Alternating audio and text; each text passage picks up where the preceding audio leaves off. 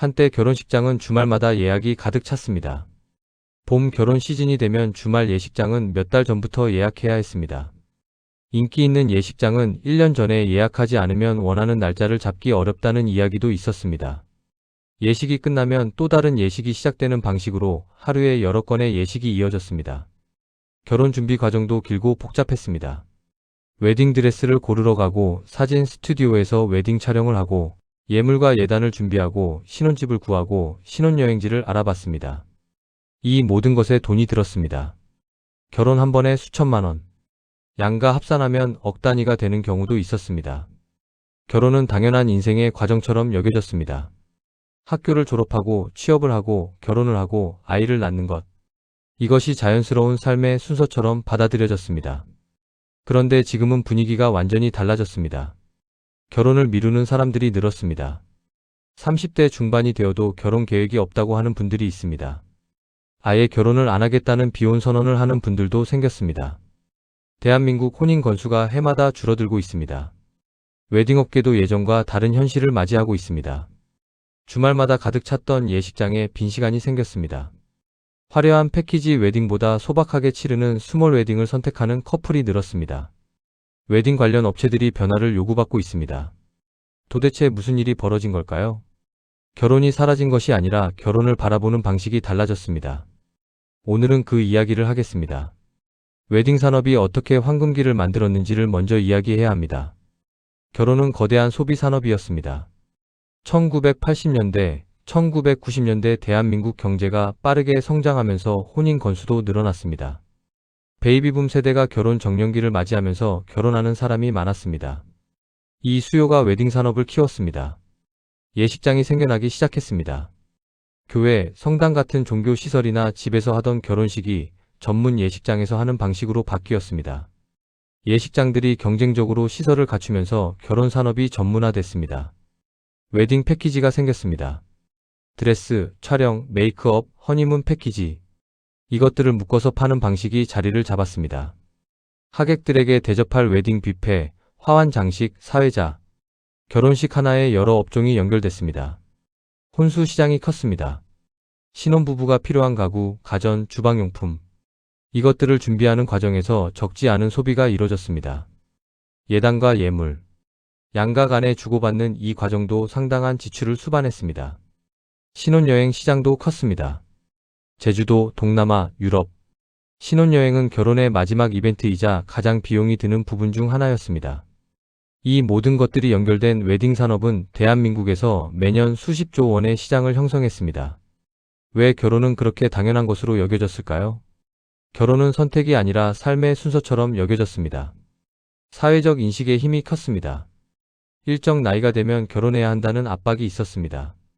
주변 사람들이 결혼하면 나도 해야 한다는 분위기가 있었습니다.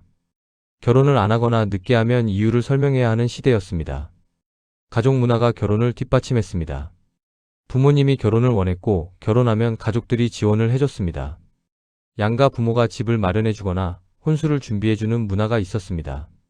가족이 결혼을 함께 준비하는 구조였습니다. 경제적 안정이 결혼을 가능하게 했습니다. 경제가 성장하던 시절 취업이 상대적으로 쉬웠고 소득이 늘었습니다. 결혼 비용을 감당할 수 있는 경제적 여건이 됐습니다. 집값도 지금처럼 감당하기 어려운 수준이 아니었습니다. 결혼이 가져다주는 것들이 분명했습니다. 안정된 가정, 동반자, 아이. 이것들이 결혼을 선택하는 명확한 이유가 됐습니다. 그런데 왜 결혼이 줄어들기 시작했을까요? 결혼을 못하는 것이 아니라 결혼의 비용과 부담이 커졌습니다. 7가지 이유를 살펴보겠습니다.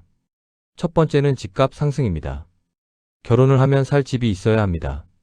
그런데 서울과 수도권의 집값이 크게 오르면서 젊은 커플이 신혼집을 마련하는 것이 너무 어려워졌습니다. 전세가도 올랐습니다. 부모님의 도움 없이 독립적으로 신혼집을 구하기 어려운 경우가 많아졌습니다. 집 문제가 해결되지 않으면 결혼을 미루게 됩니다. 결혼을 미루다 보면 더 미루게 됩니다. 집값이 결혼의 타이밍을 늦추는 가장 큰 요인 중 하나가 됐습니다. 두 번째는 고물가입니다. 결혼식 자체 비용이 올랐습니다. 예식장 비용, 드레스, 촬영, 식사. 이것들이 모두 올랐습니다. 결혼 준비에 드는 비용이 예전보다 훨씬 커졌습니다. 결혼 후 생활 비용도 올랐습니다. 식료품, 공과금, 외식비. 두 사람이 함께 살기 시작하면 나가는 돈이 많습니다. 이 현실적인 비용 계산이 결혼을 망설이게 만들기도 합니다. 세 번째는 청년 소득 정체입니다. 물가는 오르는데 젊은 세대의 임금 상승은 그를 따라가지 못하는 경우가 있습니다. 취업 자체가 어려운 분들도 있습니다. 비정규직, 계약직으로 일하는 경우 소득이 불안정합니다. 경제적 기반이 불안정한 상태에서 결혼을 결정하기 어렵습니다. 내 소득으로 두 사람의 생활이 가능할지, 아이를 낳을 수 있을지, 이런 계산이 결혼 결정을 어렵게 만듭니다. 네 번째는 비혼의 증가입니다. 결혼을 꼭 해야 한다는 인식이 약해졌습니다. 혼자 사는 것이 나쁘지 않다는 분들이 늘었습니다. 결혼 없이도 충분히 행복한 삶을 살 수 있다는 생각이 퍼졌습니다. 결혼에 대한 사회적 압박도 예전보다 줄었습니다. 나이가 찼는데 왜 결혼 안 하느냐는 질문이 신뢰가 되는 시대가 됐습니다. 개인의 선택으로 결혼을 바라보는 시각이 강해졌습니다. 다섯 번째는 스몰 웨딩의 확산입니다. 결혼을 하더라도 예전처럼 크게 하지 않겠다는 커플들이 늘었습니다. 가까운 가족과 친구만 초대해서 소박하게 치르는 스몰 웨딩, 레스토랑 웨딩, 야외 웨딩, 웨딩홀 대신 다른 공간에서 의미 있게 식을 올리는 방식이 늘었습니다. 비용을 줄이면서도 의미 있는 결혼식을 하고 싶다는 욕구, 하객들을 위한 대규모 행사보다 우리 부부를 위한 결혼식을 하고 싶다는 생각, 이것들이 스몰 웨딩 확산으로 이어졌습니다. 여섯 번째는 출산 부담입니다. 결혼을 하면 아이를 낳아야 한다는 인식이 있었습니다. 그런데 아이를 낳아 키우는 비용이 만만치 않습니다. 교육비, 보육비. 대한민국에서 아이를 키우는데 드는 비용이 세계 최고 수준이라는 이야기도 있습니다. 아이를 낳을 자신이 없어서 결혼을 안 하는 분들도 있습니다. 결혼과 출산이 연결되는 상황에서 출산 부담이 결혼을 미루게 만드는 요인이 됩니다. 일곱 번째는 가치관의 변화입니다. 젊은 세대의 삶에 대한 가치관이 이전 세대와 다릅니다.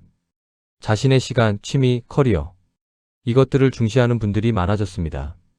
결혼이 이것들을 제약할 수 있다는 인식이 있습니다. 결혼과 가족에 대한 기대 자체도 달라졌습니다.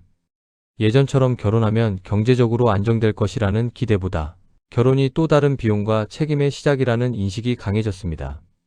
웨딩 산업의 현재 현실은 어떨까요? 웨딩 산업은 축소가 아니라 재편의 시기를 맞고 있습니다.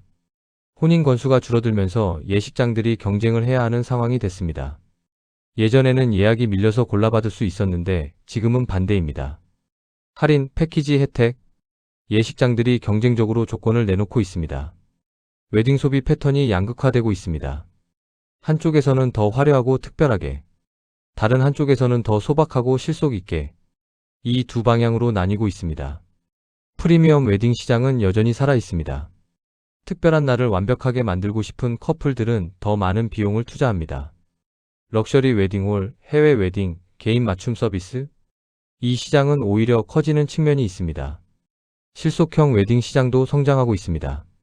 비용을 줄이면서도 의미 있는 결혼식을 원하는 커플들, 스몰 웨딩 전문 업체들이 생겨났습니다. 레스토랑 웨딩, 셀프 웨딩, 포토 웨딩 등 다양한 형태가 등장했습니다. 중간 규모의 전통적인 예식 형태가 가장 어려운 상황이 됐습니다. 크지도 작지도 않은 중간 규모의 전통적 예식을 원하는 수요가 줄었습니다. 이것이 웨딩 산업만의 문제일까요? 웨딩 산업은 대한민국 인구 구조를 가장 먼저 보여주는 산업입니다. 결혼이 줄어든다는 것은 단순히 웨딩업계의 어려움이 아닙니다. 그것은 대한민국의 저출산, 인구 감소 문제와 직결됩니다. 결혼이 줄면 출산이 줄어듭니다. 대한민국의 출생률이 세계 최저 수준이라는 이야기가 나오는 배경에 결혼 감소가 있습니다. 출생이 줄어들면 미래 인구 구조 전체가 바뀝니다. 주택 시장도 영향을 받습니다. 신혼부부가 줄어들면 소형주택, 신혼부부 대상 주택의 수요가 달라집니다. 가구 구성의 변화가 주거 수요를 바꿉니다. 교육 시장도 영향을 받습니다. 태어나는 아이가 줄어들면 학교, 학원, 교육 관련 산업 전체가 영향을 받습니다. 소비 구조 전반이 변합니다.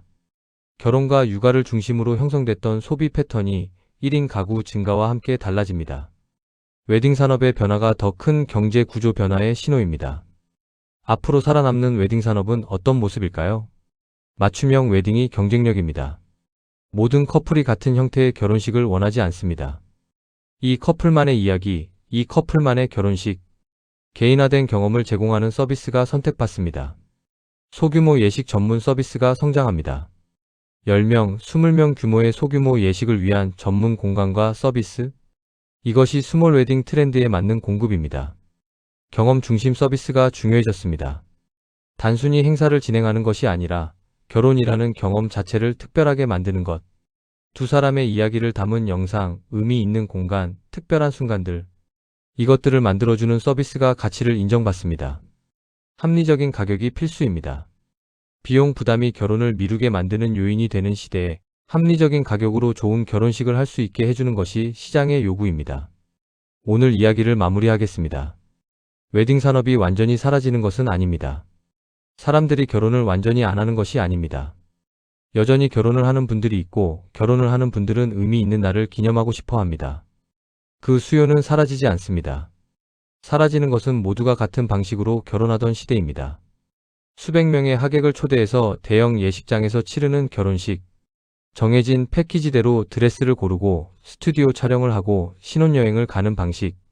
이것이 유일한 결혼 방식이던 시대가 끝나가고 있습니다. 결혼은 이제 의무가 아니라 선택이 되었습니다.